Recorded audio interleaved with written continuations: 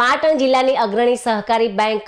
The Patan નાગરિક સહકારી bank limited દ્વારા ડીસાના વેપારીઓની સુવિધામાં વધારો કરતા બેંકની શાખાનું મંગળવારે રિસાલા બજાર ખાતે સ્થળાંતર કરી ઉદ્ઘાટન કરવામાં આવ્યું હતું। છેલ્લા 8 વર્ષથી ડીસા માર્કેટયાર્ડ પાસે કાર્યરત આ શાખાને હવે શહેરના મુખ્ય વેપારી કેન્દ્ર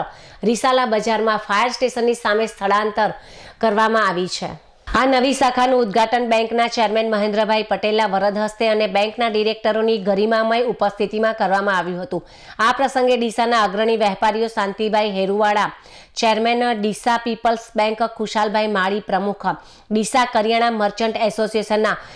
રમેશભાઈ દેલવાડિયા પ્રમુખ, ડીસા એફએમસી એસોસિએશનના ઉપરાંત બેંકના managing director Bharatbhai Patel, director Jayantibhai Patel તેમજ અતુલભાઈ પટેલ, હરેશભાઈ મોદી, આશીષભાઈ પટેલ તેમજ નરેન્દ્રભાઈ પટેલ, અશોકભાઈ મોદી, હિનાબહેન પટેલ, મેઘાબહેન પટેલ તેમજ બેંકના જનરલ મેનેજર કુંદનભાઈ પટેલ સહિતના હોદ્દેદારો અને મોટી સંખ્યામાં સભાસદો તેમજ વેપારીઓ ઉપસ્થિત રહ્યા હતા। નવા સ્થળે શરૂ થયેલી આ શાખામાં ગ્રાહકો અને ખાસ કરીને વેપારી વર્ગને આધુનિક સેવાનો લાભ મળશે, જેમાં લોકર સુવિધા, મોબાઈલ બેન્કિંગ અને ઈ-કોમર્સ દ્વારા ઓનલાઈન ખરીદીની સુવિધા માટે ઝડપી ફંડ ટ્રાન્સફર એટલે કે આરટીજીએસ અને